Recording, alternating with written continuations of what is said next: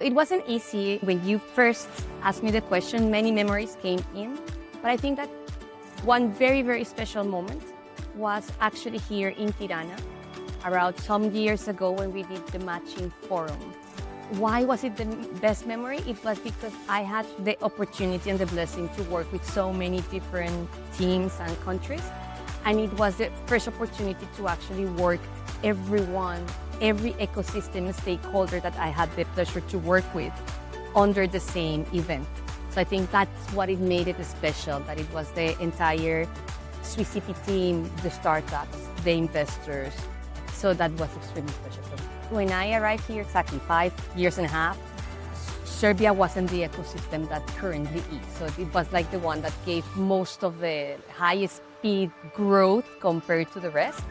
So that was number one, like the caliber of the startups and also angel investors, VCs, but more, and also bringing international investors that have been very interesting and very happy to witness. There were other countries that they were more in a roller coaster, such as North Macedonia.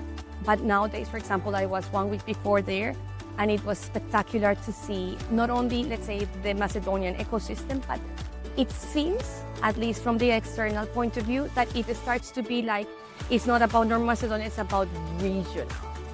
And that maybe is the second shift that I'm starting to see, is that it's a regional movement, and that's the way to move forward. So I think that is a great breakthrough in the value chain of entrepreneurship. Yeah, many things. So at the very beginning, the scarcity of angel investors, and therefore many founders thinking that the only source of finance was venture capital. I see it in Peru, like I see many local VCs and regional VCs, and then the same I started to see here. Difference now with the Balkans is that this angel investor community is emerging. I also think that from an emerging perspective, meaning emerging market perspective, founders in both locations, in order for them to scale, they can't stay in the country. They literally need to start building up very fast in order to go regional and global. So those are, let's say, the challenges that I see in both sides. Like the population is not that large, therefore immediately they need to go out. And from a personal perspective, I'm from Colombia, I see a lot in terms of personality, like warm personality, hospitality, which I really like. Of course, in Peru, that is the neighbor of my country, and also here in the Balkans. I think that by being part of an emerging market and emerging country, you need to be very street smart in the way, like we don't have the access to so many funds like in many other countries. And then that makes, like what I'm seeing in these ecosystems is most of the startups, they start bootstrapping, and then immediately, yes, they raise funds, but it's not to burn the funds. It's actually can I generate revenue as fast as possible so that my runway will be longer, and then the capital efficiency to use those funds.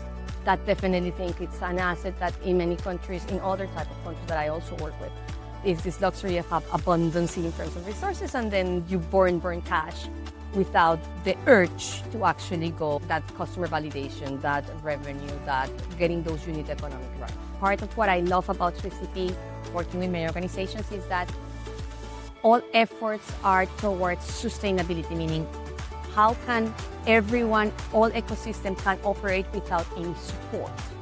And I think that's the right way to do so.